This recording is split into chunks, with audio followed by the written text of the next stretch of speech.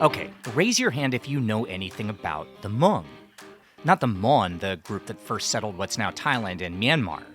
The Hmong, with an H. They're a hill tribe found in the mountains of Southeast Asia and southern China.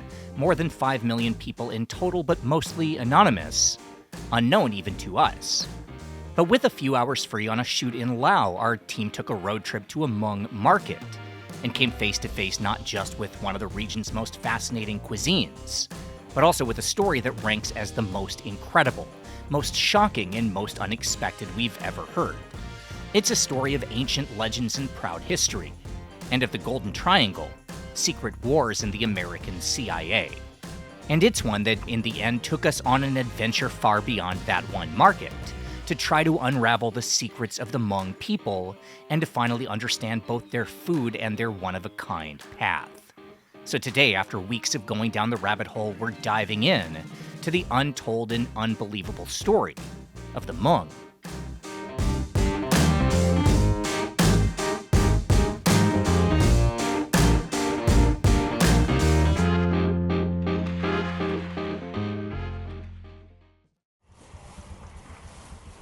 How do you start the most intense and complicated story you've ever told? Well, at least for us, it begins by walking into the Lac Hasipsong market in central Laos and immediately being offered a few bites of lunch by the very first vendors we saw. The hospitality. We've been in this market for 4 seconds. Oh, that's amazing. Yeah. It's bitter. It's very bitter. ทำไมถึงมันขมอ่ะ ขมใส่เพียเด้ ใส่เพี้ย บีเด้มันมีบีเด้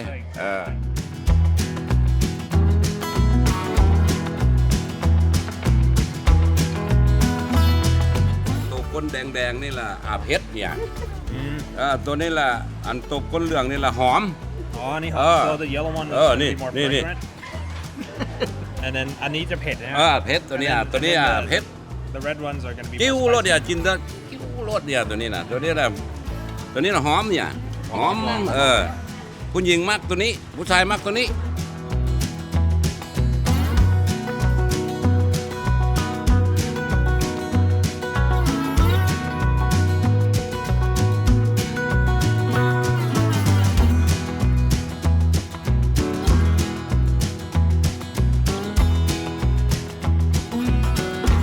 Sometimes when you go to a new place, it takes a while before you notice the subtle signs that you've arrived somewhere a little bit different. Here, well, we got the message immediately. Welcome to the Lac Hasipsong Market, about 2 hours inland from the Mekong River in the rural center of Laos. This is not a tourist destination. In fact, it doesn't even have a name. Lac Hasipsong just translates to Kilometer 52 of the number 13 highway. It's a pretty nondescript place in a pretty nondescript area, somewhere surrounded not by jungle and magic mystery, but by scrapyards and Chinese factories. But we came here for one reason. We're looking for the white whale of Southeast Asian cuisine, the food of the Hmong. It's not this. Believe it or not, live insects on top of raw beef soaked in bile is just plain old rural Lao food. But somewhere here, there are the places I found that made us plan a road trip. It started with one single pin marked Hmong chicken soup. Then there was another right next door called Hmong noodle. Both only had one review and it's not very much to go on, but when it comes to this ethnic group, well, that's as good as I've found in 15 years in Asia. Now, I come from the US, and if you'd asked me the little I knew when I first came to this continent, the Hmong would have been one of the first things to come to mind. I don't think I could have told you anything about them, but it felt like they were always in the news, so they were probably pretty common. And to an extent they are, at least statistically.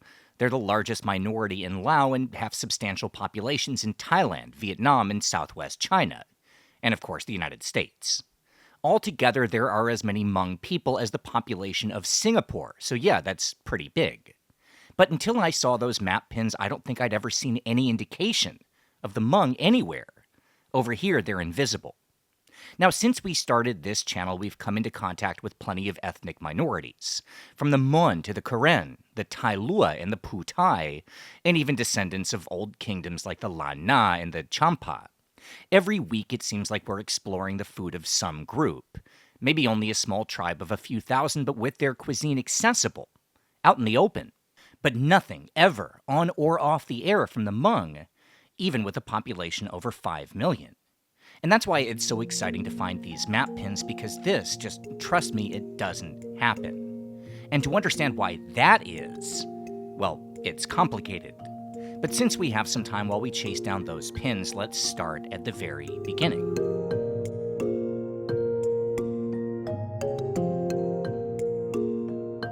To tell the story of the Hmong, we begin in today's China, according to linguistics around what's now Chongqing about 8,000 years ago.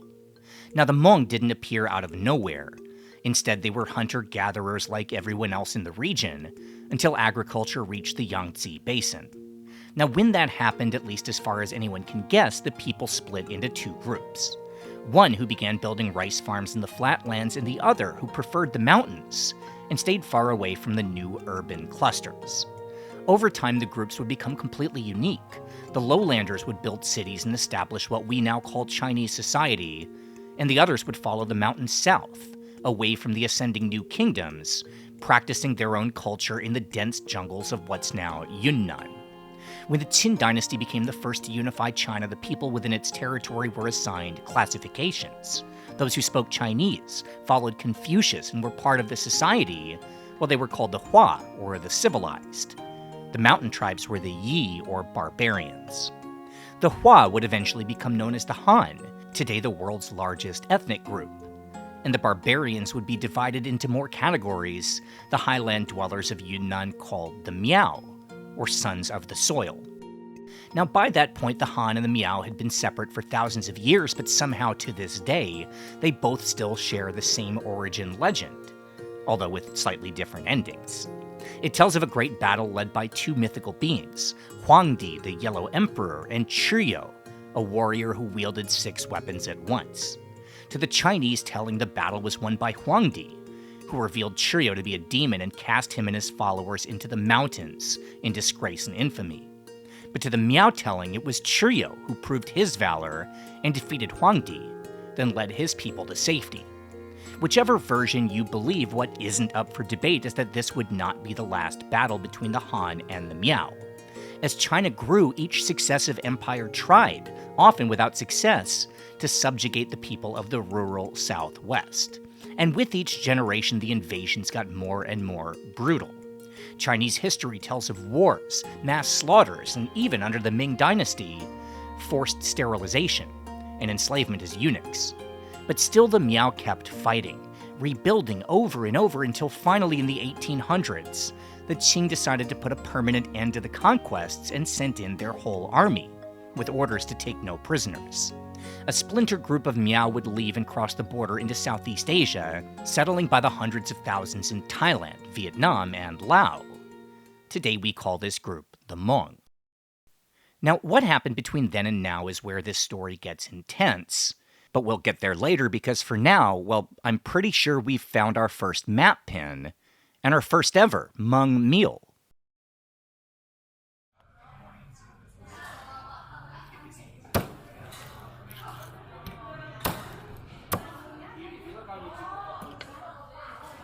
Alright, so it turns out that what the map called Hmong chicken soup is actually even more exciting than that. This is something that traces back all the way to the Miao in China, a cousin of a dish still found in those mountains made by the people who never left.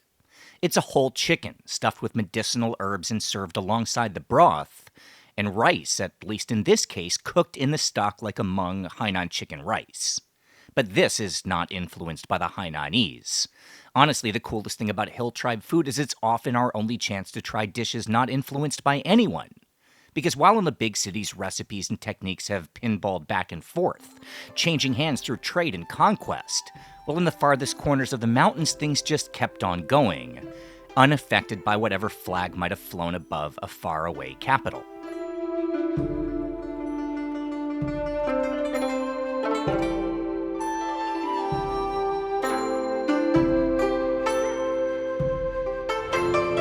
She's making the whole chicken. Yeah, if you lift the thing up, it's cooked, so she kept it under the. It's good. I saw this on the Google Maps pin for this place. Oh, yeah, it's really good. Is it good? Yeah, it comes with the broth too. too. Where are you guys from? Oklahoma. Oklahoma.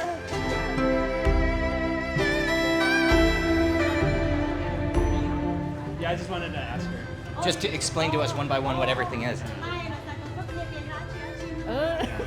Củ chua cà lá cho dầu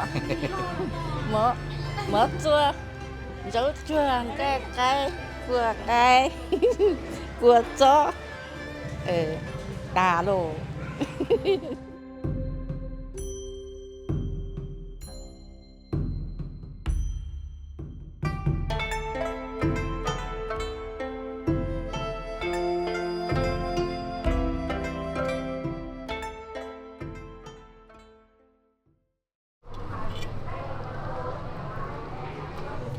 Well, among the many unexpected things that have happened in the half hour since we've arrived at this market, from eating the bugs that live in the pandan leaves to finding this, we did not expect to run into a family from Oklahoma that has roots in this village. So they came here to visit their parents and grandparents, which was really helpful because normally in the big cities in Laos, you can get by with Thai, at least about 50% of the words. Here, it's not quite so familiar. So they were nice enough to help translate for us into the local dialect. This is chicken. It's whole chicken, and it's cooked. And the stock is served on the side as a soup. We have blanched what looks like Chinese broccoli, rice, and a homemade chili sauce, and that's it. I want to try everything, but the soup has to be first.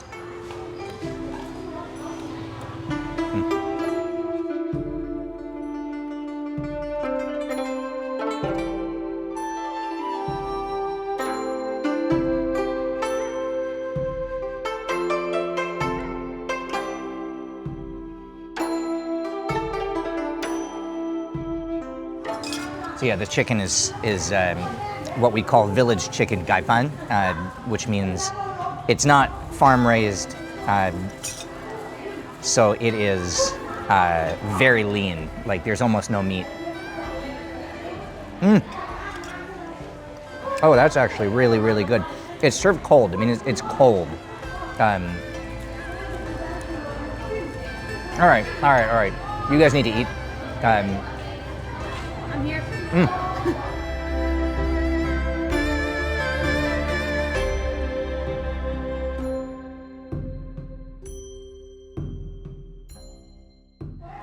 Cool. This is not tourist food, that's for sure. The chili sauce is very spicy. Oh yeah? Everything else is mild, but you add the chili sauce, it's not spicy.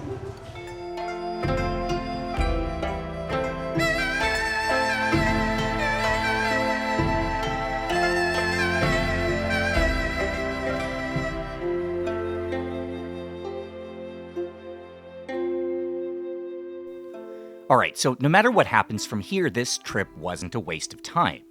We've tried our first Hmong meal, and at least we can say the food exists, and it's as exciting as we were hoping. But it's still just one dish, so to find out more, and to try to understand why this stuff is so hard to find, well, we'll need to dive a little deeper into Kilometer 52.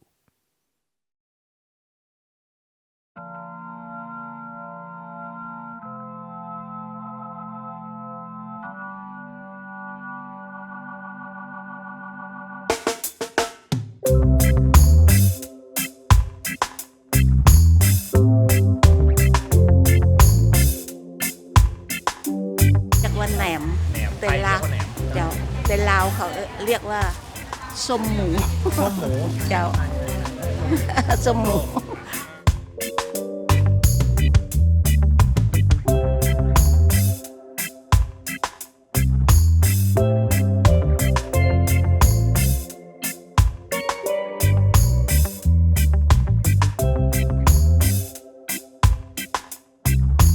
มะพร้าวลูกมะพร้าวโดยอาหารพื้นเมืองมะกล้วยโดยจีมะกล้วยเด้อขอบใจ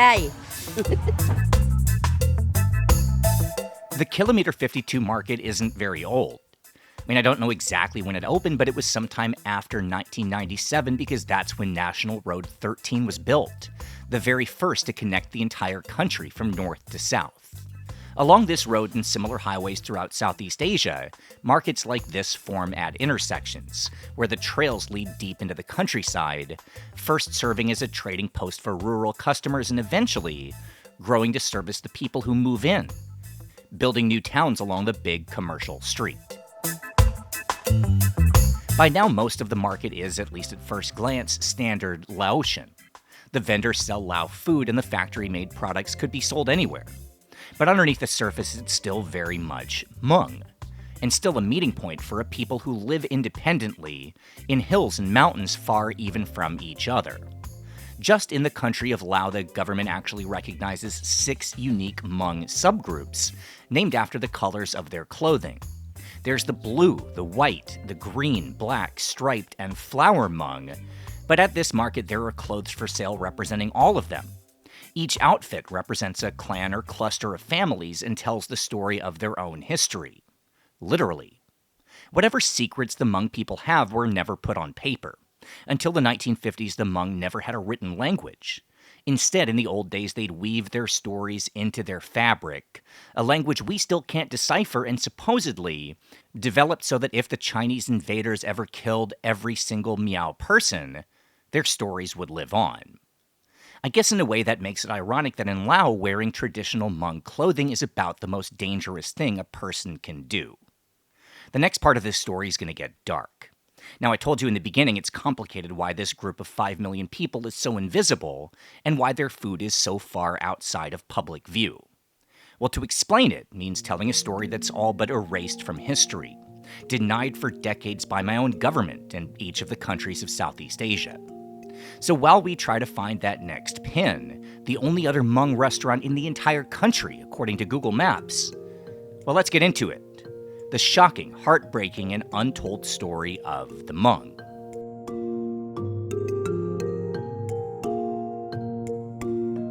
All right, when we left off, it was around the year 1860, and the Hmong have arrived from China, fanning out across the mountains of Thailand, Laos, and Vietnam. Now, this was not that long ago, and the places where they'd arrive had their own cultures, their own people, and their own problems. And wherever the Hmong settled, well, they'd find themselves strangers in a strange land, thrown into the middle of the chaos that was 19th century Southeast Asia. The Hmong who settled in Thailand built farms in the farthest mountains to the north, burning forests and rotating crops in a region that was about to become known for one specific agricultural product: opium. With demand exploding after the Second Opium War, Chinese traders flocked to the highlands to pay farmers to grow the plant, and in time they'd be replaced by kingpins from Shan State, Myanmar. Because of the Hmong prowess at highland agriculture, they would soon become the backbone, the primary producers for what we now call the Golden Triangle. When the Thai government started raiding the plantations in the 1960s, many Hmong joined with the upstart Communist Party and fought against the army. Eventually, the rebellions were put down, but thousands of Hmong were stripped of citizenship, and to this day, in large part, they are stateless. For the Hmong who instead chose Vietnam, well, they'd arrive in the northern mountains just as the Nguyen dynasty was scrambling to hold on to power, with the French on the march north from Saigon. The territory where the Hmong settled would be among the last parts of the country to fall, and it was there, in the mountains around the Red River, where in the 1940s an insurgency would begin led by Ho Chi Minh, and peasants, farmers, and hill tribes would make up his army in the fight for independence. The Hmong, just like in Thailand, fought against the government. But this time their side won, and by now as many as 1.5 million lived throughout the country's north. And then there's Laos, where the largest number of Hmong first moved in the 19th century. Now, in the beginning, they had it the best out of the 3 splinter factions. For 100 years, the Laotian Hmong lived in relative peace. The region was vast and rural, and there was no majority culture or government pressure. The few people who called these mountains home were from minority hill tribes, and the colonial French didn't really pay attention to northern Laos. But this would change with the outset of the Vietnam War, and in a lot of ways, in the eyes of the world, well, this is where the story of the Hmong really begins. Now, forgive me for blazing through this, but it's hard to tell this story in an hour, much less a 3-minute segment. But here we go. Around the same time as the Viet Minh, Laos had its own communist uprising, just like in Vietnam, intended to fight back against the French colonists. The leader was a Laotian prince named Supanavong, one of 3 royal brothers, by the way, who would each eventually back a different side in the country's upcoming civil war. Anyway, the party would be called the Pathet Lao, and they were an early supporter of the North Vietnamese. And at home, they'd rise in power in their own right, challenging not just the French, but the Lao monarchy. Now, let's quickly take a look at a map of the region. This is Vietnam, and what you'll notice is it's really narrow. When the war began, Ho Chi Minh quickly figured out that roads and highways would be easy targets if he were to invade south, so he enlisted the Pathet Lao to help him find a discreet way around. The route through Laos would come to be known as the Ho Chi Minh Trail.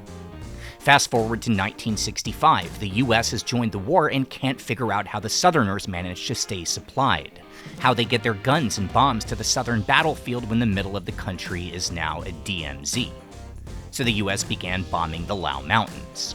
They didn't know where to look, so they just bombed everything, dropping so many cluster munitions that it's estimated that to this day, there are more than 80 million unexploded still hiding across Laos.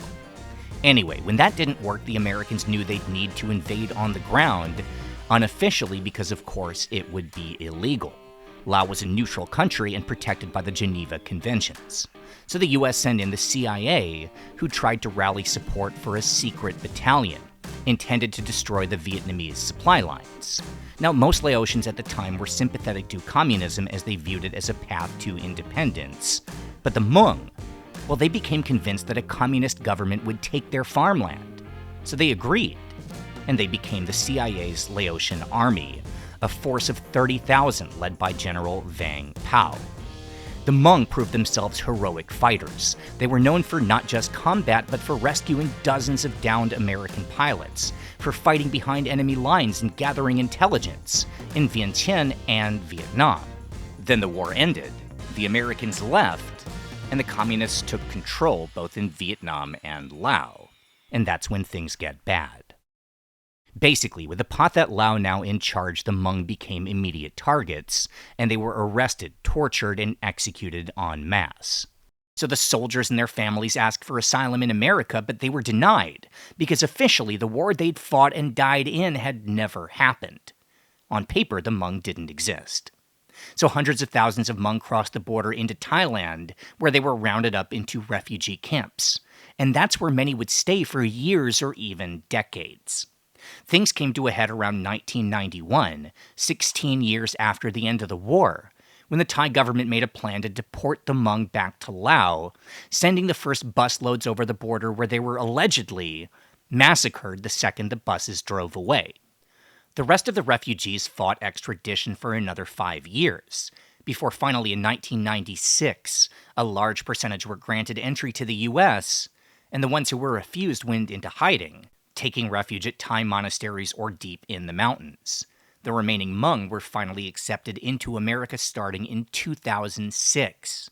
But that's still not the end of the Hmong story. For the Hmong who did make it to the US, well, it was only a short time before there would be more controversy, as General Vang Pao himself, the leader of the secret army, well, in 2007, under diplomatic pressure, he was arrested in California for allegedly planning to overthrow the Pathet Lao. The charges would eventually be dropped, but that didn't matter because this would be the American public's introduction to the Hmong as a terrorist group, a reputation they're still struggling to shake.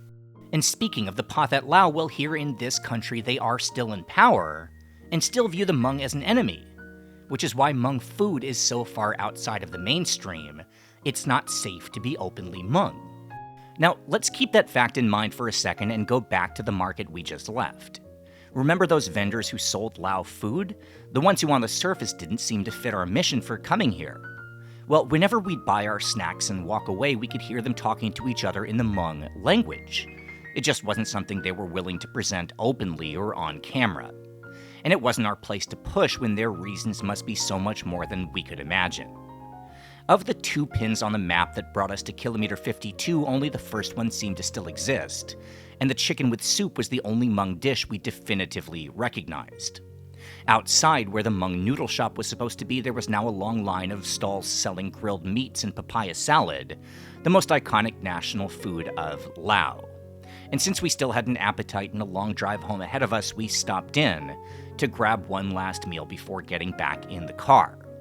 I ordered a few dishes and then got up to walk around, but while Dennis set up the cameras, the owner brought us something special, off the menu and taken from his own family meal. อาหารม้งบ่มีนะอยู่นี่มีแต่เขาจะเฮ็ดแบบสิหลักๆแล้วมีแต่แบบนี้ถ้าเป็นอาหารม้งเมื่อคนต่างประเทศอยู่สหรัฐเขาเจ้ามาเขาเจ้าจะมักแต่อันนี้แล้วก็มีช่วงนี้จะมีมกสัตว์ป่ามีมกตัวหอนปลาเผาปลาหมอมอันนี้เป็นมกสัตว์ป่าเอกลักษณ์ของผู้เฒ่าผู้แก่เขาจะมักเป็นสัตว์ที่ออกรสชาติขมๆ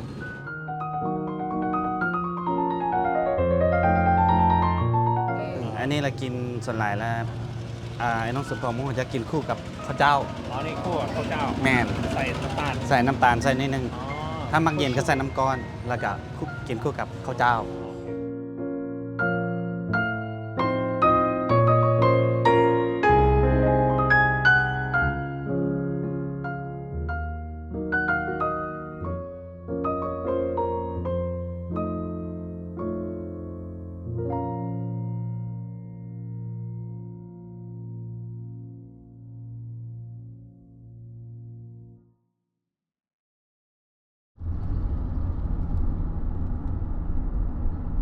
We set out this morning on a mission to understand Hmong food. By that measure, I guess we failed. Because even though we did get to try a couple dishes we'd never seen, I still couldn't tell you the first thing about the most hidden cuisine in Southeast Asia. Maybe this didn't really matter. After all, when compared to everything the Hmong people have been through, there are bigger things than talking about what the people eat. But then again, maybe not. The thing about a cuisine is that when it reaches the mainstream, it brings acceptance, a cultural understanding, and for the people of the diaspora, the chance to be noticed, to exist. Think about how the West looked at the Vietnamese before the food caught on, and now you bring up that country and the first thought might be pho, not some caricature of 1970s war propaganda. When I was a kid, Ethiopia was the butt of jokes on shows like South Park, but imagine how it feels to actually be Ethiopian living abroad, now that injera isn't just known, but it's trendy. And even recently we did a story in Bangkok on the Burmese, the millions of refugees living in the shadows, and how all of a sudden perceptions are changing, because the food has just begun to hit the mainstream. Slowly, as the world gets smaller, more and more marginalized people are getting their turn in the spotlight. And again, the Hmong is a big ethnic group with a huge diaspora. You'd think it can't stay a secret forever. And maybe it won't. This is Chef Ia Veng, born to a family displaced by the Secret War and living in Minneapolis, the center of the American Hmong population. After working his way up as a line cook and a butcher, Chef Veng in 2016 began a series of Hmong pop-ups, the first public demonstration of Hmong food outside of their own communities, maybe ever. It took a while for the dinners to get noticed, but when they did, well, attention would come from all corners. Chef Veng would make the cover of Bon Appetit and appear on major television, all before he'd even opened a permanent restaurant, which would happen in 2021, with a second location 2 years later. And then last year would come Vinai, named after the refugee camp on the Thai side of the Lao border where he was born. And just within the past few months, Vinai has taken off, named one of the 50 best restaurants in America by the New York Times, and one of the country's best new places to eat in multiple publications. Chef Veng himself has been featured across the country as a speaker, shining a light on Hmong food, and is currently a finalist for the James Beard Award given to the nation's best chef. And he agreed to join us from his home in Minnesota to help provide the answers we couldn't find at Kilometer 52. Let's start with kind of at the very beginning of, before we talk about your family story, what you just mentioned to me off camera, since that wasn't fully recorded. It's interesting because I knew almost going in that I was going to have a hard time researching Hmong food because I'd Hmm. gone through this when we went to the refugee camps on the Myanmar border Hmm. to visit the Karen people Yep. and the ethnic Mon. And the Mon Yep. were pretty easy to track what their cuisine is because the Mon live Hmm. in the riverlands where it's one Yep. community. The Karen are in the mountains, which means, Yep. one village to the next might have for 4 generations, 10 generations, not really overlapped or shared, recipes or customs. And so a unified Hmong cuisine for anybody who is comes from the Highlands is really Hmm. hard sometimes to kind of pin down. Yep. I'm gonna put you on the spot and ask you Yeah. if I guess the question would be, are there anything, for that you would say would be definitive of Hmong in general, not necessarily specific to, your family or to the Hmong of Lao, but just kind of Hmm. something that you would look at and you would say, that looks like a Hmong tradition, even before these kind of Hmm. cultures interacted with different countries. So I'm going to answer it this way. And by me answering this is not me not answering it, because I've gotten a lot of critics on it. Is I don't believe that monk food pertains to a certain type of food, a product, or a produce. Monk food is a philosophy. What is this philosophy? It's the philosophy that we can take the living world around us, regardless of where we are in the world, that we can take the world around us and the living world around us, and we can use that to create dishes, food, and meals that not only nourish us physically, but it actually nourishes us emotionally. Because you have to understand, if you want to know a people group, you got to know their food. For the Hmong people, if you want to know where we've been, you want to know our history, you want to know why we do the things we do, you have to understand our food. Because at the end of the day, that's all we had. As our people travel from, from Thailand to Laos to Vietnam in the mountains, we didn't have trinkets to carry with us. We didn't have like, oh, here's our family photos. Here are these like games, board games or whatever. Like we didn't have that. All we had was our survival instinct, and what was ingrained in that survival instinct was the way to cook or to make food of what is around us. So the point is, our food is different from all the regions. Why? Because we were all about sustaining the survival of our people. One of the greatest things that I learned about monk food and what monk food meant was when I asked my mom, Mom, how do you describe monk food? We were on a TV show and I asked her.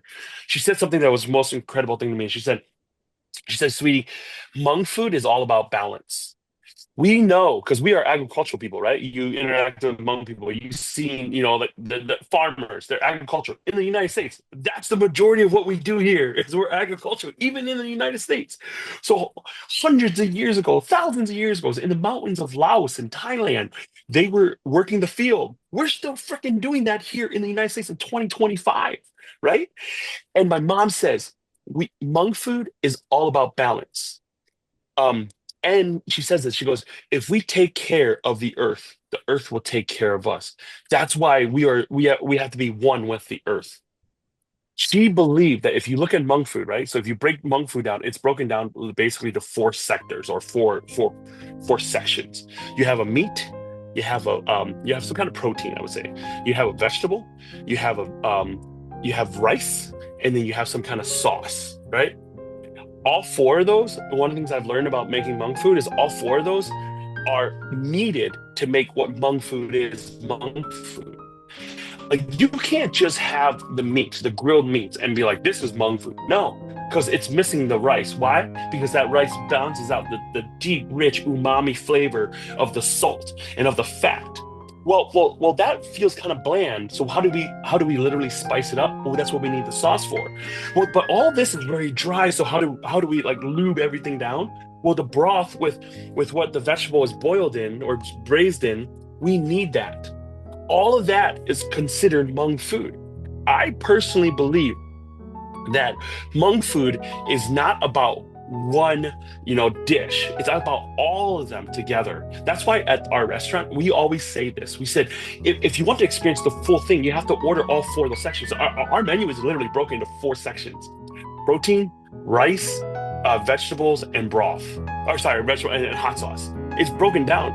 The people that have the best experience is they order one from every one of those sections and you combine it together. And what happens when you have all this food together? You have dinner and you invite the neighbors over, and you invite the village over, and you have a community. There's an old Hmong saying that my grandma taught me. And she said, "True brothers will share even a grain of rice." What it tells about our people is that no matter how hard it is, no matter how tough it is, what we have more together. My father used to say this to us when we were kids. He would say, when we fight, kids, stupid kids, fight over dumb things. And the moment we used to say, this is mine, my dad would grab us and he would look us in the eyes and he says, when you say this is mine, you have less. But when you say this is ours, you have more. Our people have always been about ours. This is all of ours. We have to come together. So to answer your question, what is Hmong food? It's all of that philosophy inside. We had a person as a guest on our show once who said something that, like, she was Burmese, and what she said was, all I want is to go to another city and to be able to find Moinga or to be able to find Lepedok. I just want to feel like I exist. I want to walk down a busy street in some major city and would just like to see someone with, decorations like it's my country, on the wall. Yeah. For you, is that something where, I don't know, I'll just let you kind of take that question and run with it. Yeah, man. Yeah, I mean, I've often think about that. So I learned what it means to be Hmong by my mom, gardening, right? So she has this huge garden, and I remember one time I was helping her at the garden, and I was like, "Mom, what's going on over there? Like, we got to harvest, because she had all these like all this. It looked very overgrown in this section of the garden, and I'm like, Mom, we got to harvest that, like it's just kind of dying off, it's drying out." She said, "Honey, we don't harvest that section." I'm like, "Why?" She goes, "Because we have to wait until all the produce grows, and then as it dies out, it seeds, and then we take those seeds and we collect those seeds, and those seeds are actually for next season. We actually don't eat that product. We grow that for the seeds. So literally, that product or that produce will grow to die. It will overgrow or die so that the seedlings can be collected for the next season, right?" And in that moment, I had this aha, what it meant to be Hmong. And I believe what it means to be Hmong is every generation has to ask themselves, what are you going to sacrifice to build to the next generation? My mom and dad's generation, my grandma and my grandpa's generation, they fought a war. They died. They went through some things that we should have never seen. Like humans should never see. You talk to any refugee, you talk to anybody from war, you talk to the Afghanis, you talk to the freaking Syrians. They know this story is a very common story. It's not a Hmong story, right? It's a human world story, right? You go down to go to freaking Palestine, Gaza area, boom, right? You're right there. You're in the middle of it, bro. Like you don't even have to go to Southeast Asia. You go anywhere, Burmese, anywhere, right? This is a human story. And and so my parents, my grandparents, my grandfather, who I never met, died in this war, fought so that one day his grandchildren maybe will have freedom. The refugee camp we came through, the awful atrocities of the families that were killed, everything they came through, they sacrificed that. Why? So we can get to this country. So that some kid like me getting here at 4 or 5 years old can start kindergarten, learn English, go through high school, get a degree, get out there, and their only hope is that we sacrifice all this. We have no future so that you can have your future because you are our future. I say this to say this. If what my generation has to sacrifice, meaning have to have these conversations, I have to go to cities and restaurants and where people don't know what the Hmong people is, and if it means that I have to go and explain or talk about or give the elevator speech or who the Hmong people is, and if that's what I have to sacrifice, frick, bro, I'll do it any day. Because you know what? I'm not putting my life on the line, right? I'm not out there getting hunted down like animals. I'm not, the communist soldiers aren't going to break through my door, drag me on the street, and shoot me and say, you have 10 minutes to say goodbye to your family before we kill everyone. Like, all I have to do is I get a real cushy job. Okay, I get flown to certain companies or I get flown to certain areas and do a cooking demo, and I get to talk about our people. I get to talk about my family. I get to talk about my father's contribution to this country, right? If that's my burden, if that's what I have to sacrifice, if sometimes I have to feel like I don't belong because people sometimes look at me and goes, "Oh, you're Chinese, man. That's what you are. You're Chinese," and I can overlook that because compared to what my parents and grandparents went through, that's nothing. That's a walk in the park, dude. So the way that I answer that is this. Yes, I know. Sometimes as a kid, it hurt. It hurt that the fact that the kids came up to me and said, "What are you?" And I said, "Hmong," and they'll be like, "Mongolian?" And I'm like, "Nope, and they'll be like, well, because we had that Korean adopted kid, right? And we also had the Chinese adopted kid, and they're like, well, you look like them, but you're not them. So that makes no sense. Kids are mean, dude. Kids are just mean.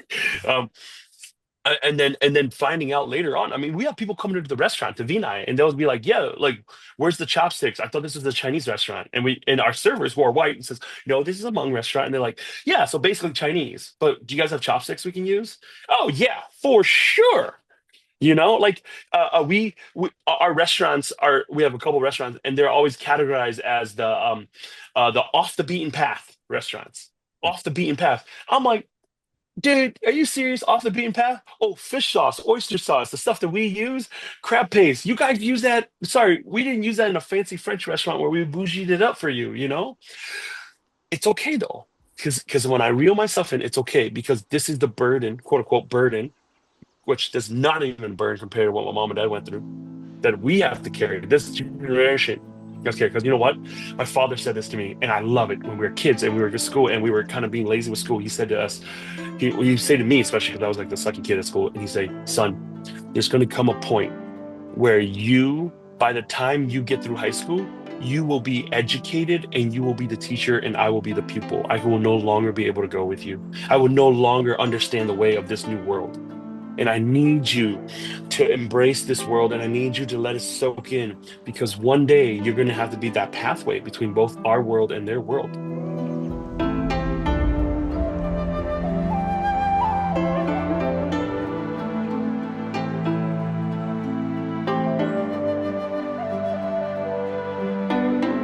Do you have any memories of that camp? You were born, so you're my age. We were born the same year.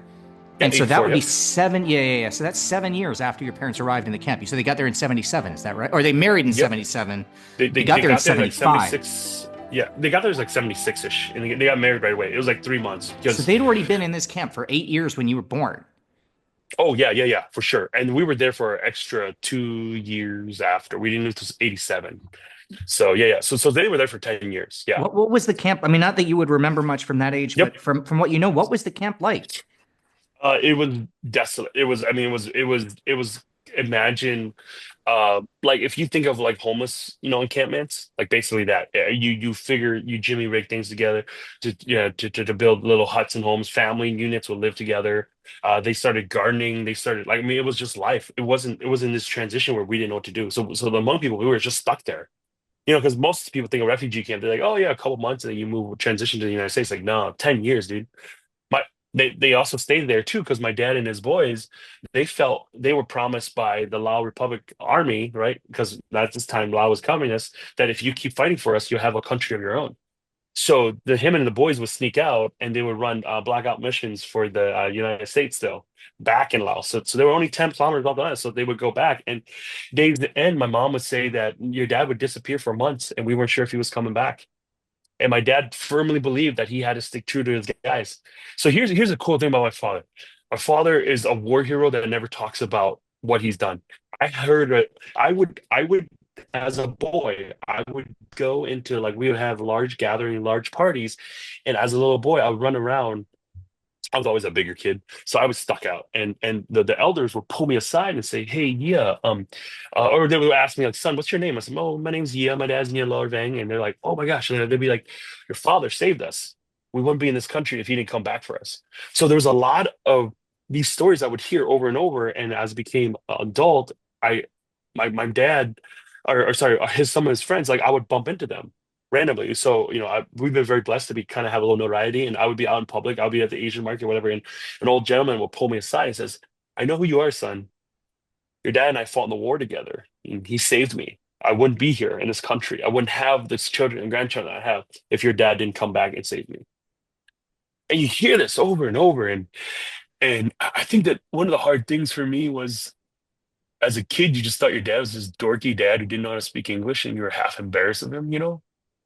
And then you become an adult, and then you hear the story of how your father's a war hero, but he just never talks about it because at the end of the day, he's just your dad. Like, that's the stuff I'm talking about. That's the legacy stuff where it's so funny. He taught me how to make Hmong sausage, right? And And that's when, to me, like it's so silly, bro. But like a Hmong sausage where we get accolades from how great it is. And to me, it's not about the stupid sausage.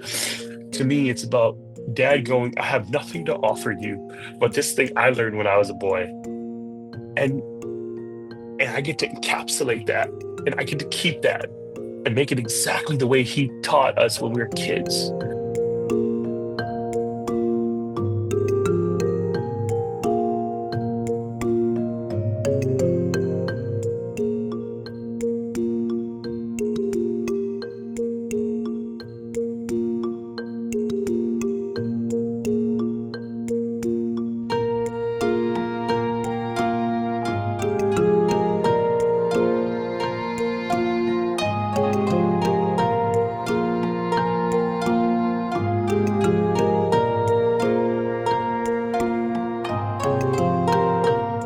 When we started working on this video, there were only 2 pins for Hmong food in this entire part of the world, both at the Lac Hosipsong market in Lao. But as we wrapped up production, I checked again and there was one more. Somewhere brand new, and it just happened to be on the outskirts of my own home city of Bangkok.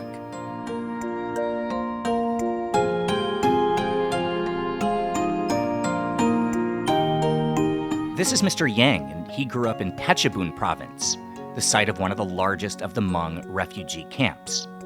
Over the years after settling in Bangkok, his house near Dan Mueang Airport became kind of a meeting point for Hmong people. He's a natural entertainer, and most of all, well, he had a reputation as a world-class Hmong cook. For years, his visitors would encourage him to open a restaurant, and finally, for us just in time, he agreed. And we have the honor of being his first customers ever, who are not ourselves Hmong.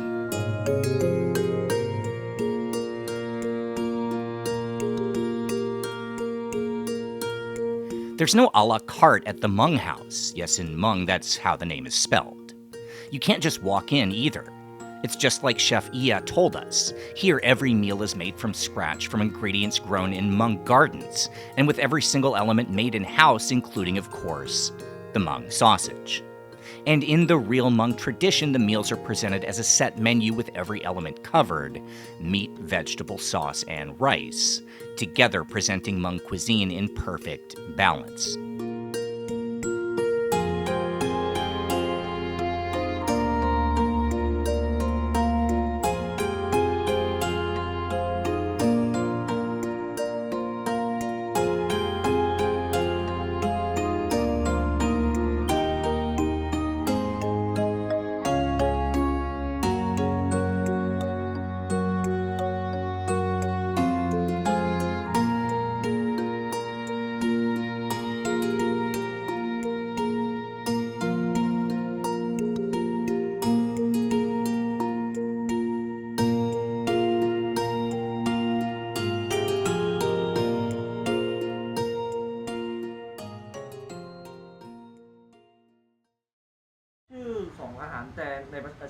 ภาษามงใช่ไหมโอเคได้เลยหมอมได้เชียร์มงหมอมได้เชียร์มงจะnói cho quả gió mông quả gió kim mông vậy họจะnói cho cái đu trời chua mông vậy trời chua mông nó mà nếu giờ mua thêm mua mông thêm mua xíuหรือหายนึ่งมันจะชั่วมงthêm mua xíuจะชั่วมงnó màหรือผู้หรือว่านอจะถาวยูมินอยู่ถาวคนเนี่ยยูมินอยู่คนเนี่ยยูมินอยู่ที่ว่าจะจีนนี่ก็ชั่วโมงรอเต็มมาจะนำมาจะชั่วลงชับเลย I'm nodding along like I have any idea what he's saying.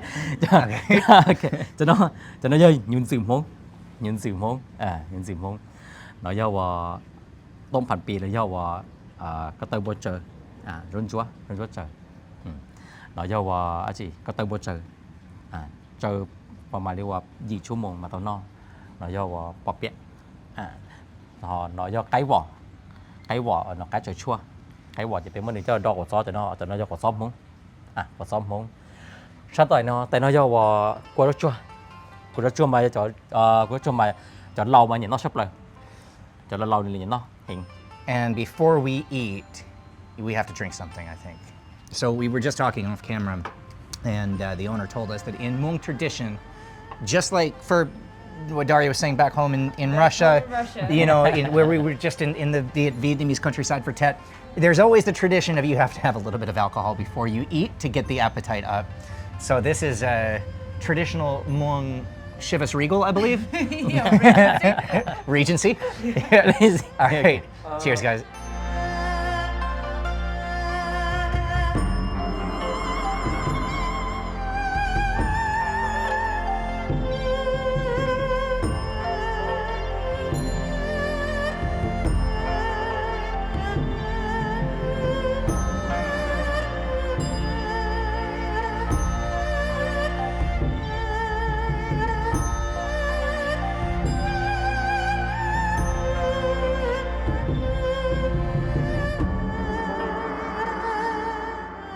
Man, the food is so good. โอเคอร่อยอร่อย ขอบคุณครับขอบคุณครับโอ้เจ้าโอ้เจ้าโอ้เจ้าโอ้เจ้านันดาวโอ้เจ้านันดาว thank you very much โอ้เจ้านันดาว Oh, sorry, I drank already. โอ้เจ้านันดาว So how do you finish the most intense and complicated story you've ever told? Well, for us, it's here at the home of Mr. Yang and his Hmong family, drinking whiskey and eating incredible food and feeling welcomed into a culture that has every right not to trust me or any other outsider. The story of the Hmong has always been written by other people, their own version woven into fabric while they were invaded, persecuted, and erased by the rest of the world for more than 2,000 years. So maybe the right way to finish this video isn't up to me at all. Give them the last word. One of the greatest things I love about our people is the fact that you put us anywhere in the world, we'll find a way to survive. The Hmong people went to France because, the French, colonization, a bunch of Hmong people went to France. The French government is like, well, we don't want these people here. So where did they send them? The French Guiana. There's a bunch of Hmong people in French Guiana. They sent them in the freaking jungles of French Guiana and they thrived, as what? Farmers. One of my good buddies, he's a big pastry chef here, Mark Hugh, his family grew up in French Guiana. He grew up in French Guiana as a little boy, learning French pastry, going back to Paris, becoming one of the top pastry chefs in the country here, in St. Paul, Minnesota. French Guiana. You're telling me that the Hmong people that ended up in Australia because, they thought that was America and freedom, they ended up there and they're thriving. And you know what? As farmers. Hmong people all over the United States, from frickin' Boca Raton to Florida to Little Rock, Arkansas, to all the way to Portland, Oregon. All Hmong people, the majority of them thrive working the land. Our people are known as the Miao people. The Chinese called us Miao people, where Miao literally translates to sons of the soil, sprouts. It was a derogatory term towards our people hundreds of years ago because our people were always constantly working the field. So it was this derogatory term to say, hey, you guys are always working the field. You're dark skinned. You're not fair skinned like the high-end Asians, right? But I wear that name, the sons of the soil, as a sense of pride, because here in the United States, man, it's a hustle. It's a grind every day. My parents today, for our restaurant, they're both retired in their 70s. They have a piece of land that's about 10 acres. Every spring, they ask me what we want to grow. They take in the little order form. They grow a bunch of seedlings, and they work that farm all season. And all the vegetables and produce in the summer, the fall, and the spring comes to the restaurant. The peppers that we eat at our hot sauce right now in the restaurant since last spring comes from Mom and Dad's farm. Thousands of people have come through our restaurants eating this pepper, eating these sauces from Mom and Dad's farm. Mom and Dad and my aunt are the three people that work that farm.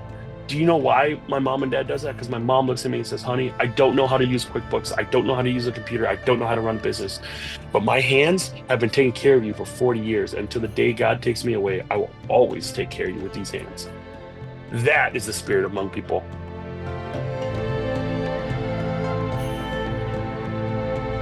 Subscribe to the channel for more from OTR. Thank you so much to everyone who supports us on Patreon. It really helps to keep us going. Find links below to our Patreon and social media, and we'll see you soon.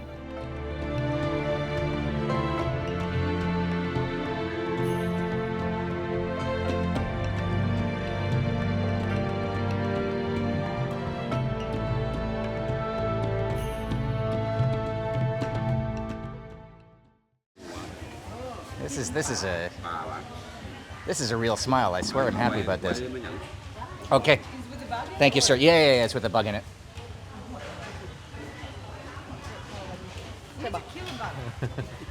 Holy that is so spicy. Like that's Bug is spicy? oh my god. That is the most how do I describe that?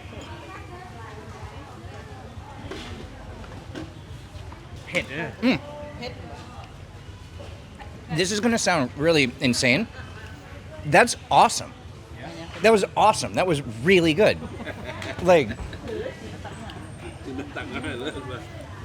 I did not expect that light. I thought that was gonna be like a little tiny subtle flavor. That was explosive. No. Honestly, aroy mak. Really good. Really, really good. แซ่บ แซ่บว่ะ Daria, do you want to try one? แซ่บว่ะ You're fine? เราว่าแซ่บว่ะ เออ Can I pay him for these bugs that he's shared with me? เขาอยากจ่ายเขาอยากจ่ายตังค์ จำใจตังค์ เพราะว่าเขาแบบอยากตอบแทน อยากตอบแทน ไม่เป็นไร ไม่เป็นไรไม่เป็นไร Really? แต่น้ำใจจะให้พี่ Maybe I'll buy a drink or something from them. Okay. Thank you so much. Thank you. That was actually really good. Honestly, that was the most the single bite with the biggest, most intense kind of punch of flavor that I've probably ever tried. Ever. Ever. That's quite You just felt it. Quite a big statement. That was really intense. Let's find some non bug related food to eat.